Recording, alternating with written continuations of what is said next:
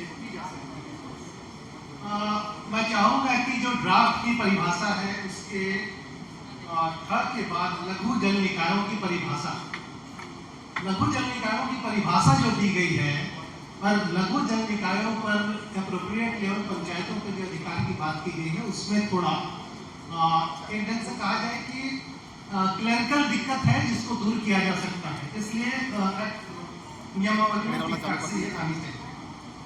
दूसरा, परिभाषा के स्तर पर द में जो प्रोविजन किया गया है कि परामर्श से अभिप्रेत है इस नियम के अधीन ग्राम सभा से मुक्त पूर्व संसूचित सलाह या सर्वसम्मति से सलाह प्राप्त करना अनिवार्य होगा। लेकिन जब हम लॉ 2015 को देखते हैं और सेक्शन 20 की बात करते हैं तो वहां आप देखेंगे कि वो सीधे सीधे कंसेंट की बात की गई। तो मुझे लग रहा है कि परामर्श की जगह कंसेंट की बात परिभाषा में भी आनी चाहिए, क्योंकि आगे आपने कंसेंट की ही बात की है लॉ 2015। इसके साथ मैं जो खासकर अध्याय 16 जो संक्रमित भूमि के प्रत्यावर्तन के मामले में मेरा आग्रह होगा कि जहां उपर्युक्त प्रावधान केवल अनुसूचित जनजाति के व्यक्ति के भूमि के संबंध में लागू होंगे, इसका दायरा बढ़ाना चाहिए, क्योंकि अनुसूचित क्षेत्र में जब ये एक्ट लागू हो रहा है, ये नियमावली बन रही है, तो इसका दायरा केवल ट्राइबल लैंड नहीं हो बल्कि उसके बियॉन्ड भी हो, जो अनुसूचित क्षेत्र की जो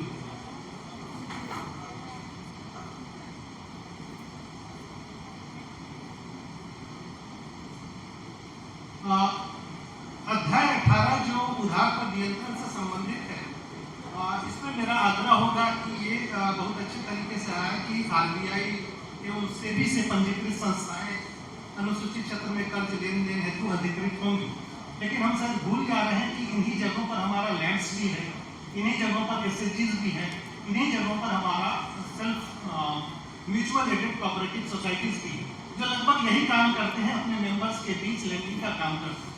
तो यही इसको कहीं जोड़ दिया जाना चाहिए, अन्यथा आरबीआई रजिस्टर्ड का अगर दायरा केवल हम रखते हैं तो कई बार ये जो खुद गवर्नमेंट की संस्थाएं हैं, गवर्नमेंट के पैसे से जो खासकर महिलाओं को सपोर्ट कर रही है, उनके लिए दिक्कत हो सकती है।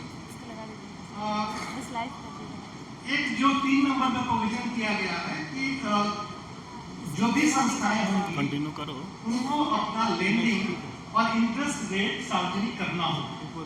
ये अच्छी बात है कि इंटरेस्ट रेट ग्राम सभा के सामने सार्वजनिक किया जाए, लेकिन उसके साथ साथ कहीं ये सीलिंग भी होना चाहिए कि ये इंटरेस्ट रेट कितना हो सकता है, क्योंकि कई आज हम देखते हैं माइक्रो फिनांस जो है, जो माइक्रो फिनांस एनबीएफसी है, उनका इंटरेस्ट रेट 24%, 32% भी है। तो इस पर कहीं सीलिंग लगाना चाहिए कि ये कितना परसेंट होगा।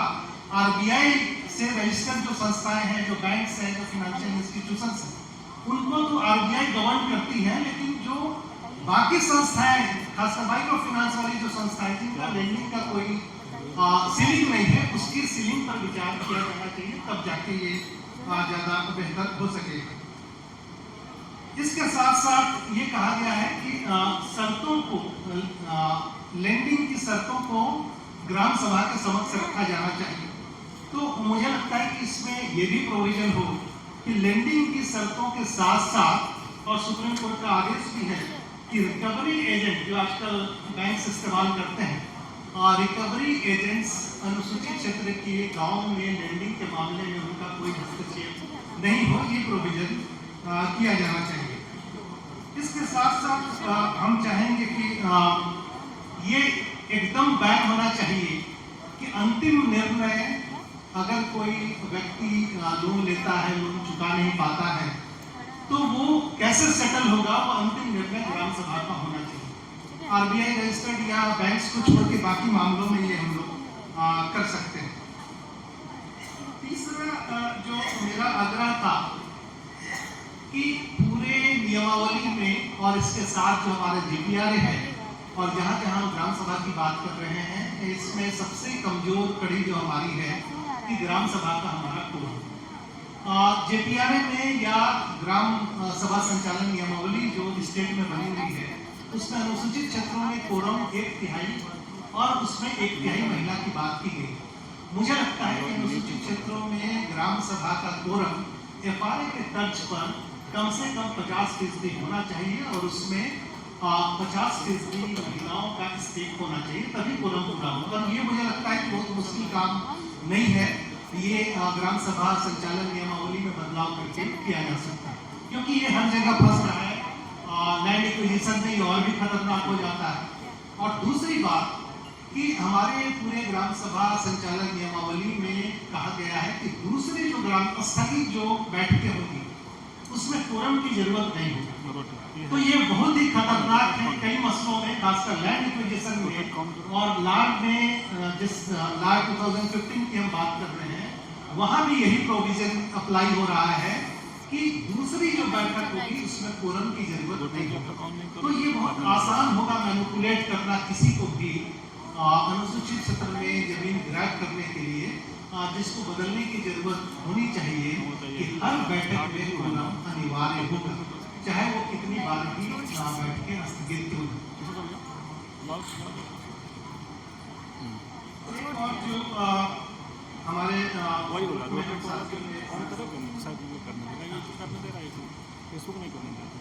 मादक द्रव्यों वाले मामले में बिल्कुल सही प्रोविजन किया गया है कि जो परंपरा के तौर पर उत्सवों में हम खासकर स्थानीय स्तर पर या परंपरा के तौर पर जो कुछ मादक द्रव्य हम पूजा अर्चना में इस्तेमाल करते हैं, उसकी सीलिंग ग्राम सभा तय करें। और सरकार या कोई भी अगर मादक द्रव्यों के संबंध में कोई कंपनी लगाना चाहे, बिक्री करना चाहे, तो ये निर्णय ग्राम सभा का होना चाहिए, जिसकी प्रोविजन यहाँ की गई है।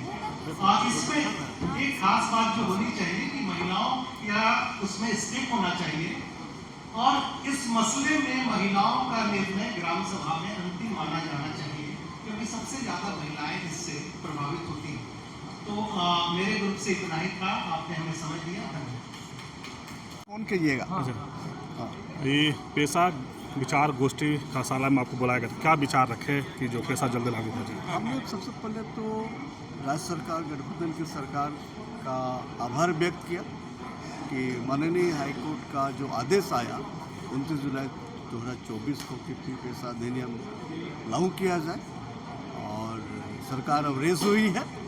हमें लगता है कि पेशा अधिनियम 1996 की धारा 3, 4, 4D, 4O और 4M के अनुपालन में अविलंब जिले के स्तर पर स्वायत्त परिषद या स्वशासी जिला परिषद और निचले स्तर पर ग्राम सभा का गठन कुल 7 सदस्यों के साथ सरकार करेगी, क्योंकि पेशा अधिनियम 1996 के किसी भी प्रावधानों पर संशोधन करना, बदलना अब नामुमकिन है, क्योंकि धारा 5 में इसका प्रतिबंधित किया गया। कई लोग, जैसे मंत्री जी बता रहे, कई लोग बरगला रहे हैं इस पर आप क्या? ठीक है, तो मंत्री जी अब किस नज़रिया से देखें, मंत्री लोग किस नज़रिए से देखें। हमारा ये कहना है कि जिस समाज में बुद्धिजीवी वर्ग निष्क्रिय हो जाएगा, उस समाज के सामने कठिनाई। समाज को भ्रष्ट लोगों से खतरा नहीं है, समाज को खतरा तब उत्पन्न होता है जब हम जैसे पढ़े लिखे लोग निष्क्रिय हो जाते हैं। और आज जब हम पढ़े लिखे लोग सक्रिय हुए हैं, तभी आज 24 साल के बाद इस तरह की विचार गोष्ठी हो रही है। हमने स्पष्ट राय रखा कि ये पेशा नहीं है, ये पेशा 1996 है। इसी को स्थापित करने के लिए आज हम लोगों ने बैनर भी लगा दिया। मैंने अब लगता है कि पेशा और पेशा का जो असंबंध था उस खत्म हो चुका है आज। जी हाँ, क्योंकि जो जमीन मालिक है वो पेशा को छोड़ देगा ना, और जो जमीन लुटेरे हैं वो तो पेशा बोलेगा, पंचायत एक्सटेंशन बोलेगा ना। हमने इसलिए बात को रखा कि अगर माननीय संसद ने पेशा कानून पंचायत राज के लिए बनाया है, तो माननीय संसद तो पेशा नहीं बनाया है ना, तो कैसे म्यूनसिपलिटी हो गया है। तो यहाँ का भाषा संस्कृति रीति रिवाज तब बचेगा जब यहाँ ग्राम पंचायत नगर पालिका दोनों ही नहीं होंगे। गोष्ठी से आज क्या लग रहा है सर? बहुत सकारात्मक प्रयास है, हम सभी साथ हैं ना, सरकार के साथ हमें, सरकार के पंचायत राज विभाग के साथ है, हम उनको मदद करेंगे। मैंने कहा क्योंकि माननीय कोर्ट में हम लोग गए हैं, कोर्ट का आदेश से ये सब हो रहा है, हम आप कोर्ट के सामने रख दीजिए कि हम पेशा अधिनियम के धारा 3, धारा 4, 4O, 4D, 4M को लागू करेंगे, फिर हम कोर्ट को अपना। मैंने लगता है कि आज ये गोष्ठी से लगता है पेशा ही लागू होगा। एकदम हम आश्वस्त थे।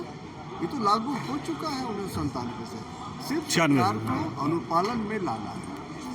और ये सरकार का बहुत ही अच्छा प्रयास है। 4 कैबिनेट रैंक के मंत्री आए और उनका बहुत ही अच्छा प्रयास है। हम सभी उनके साथ खड़े रहना है, क्योंकि हम यहाँ समाधान के लिए आए हैं। हम समाधान का हिस्सा है। अगर समाधान का हिस्सा नहीं बनेंगे तो हम स्वयं समस्या बनाई गई है।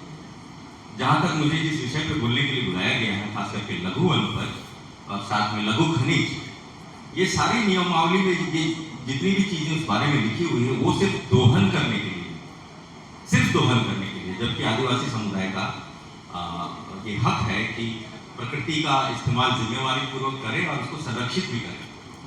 मैं ऐसा इसलिए कह रहा हूँ कि ये जो आदिवासी स्वशासन की जो परंपरा है उसके ऊपर में हमें अधिकार मिले, ऐसा कह करके सिर्फ भारत में ही हम ये संघर्ष नहीं कर रहे हैं, बल्कि आज तमाम विश्व में जहां जहां भी आदिवासी समुदाय हैं वो अपने सामुदायिक हित और खास करके प्रकृति की रक्षा करने के पीछे वचनबद्ध हो रहे हैं और उनका बड़ा आंदोलन विश्व पटल पे देखने को मिलता है।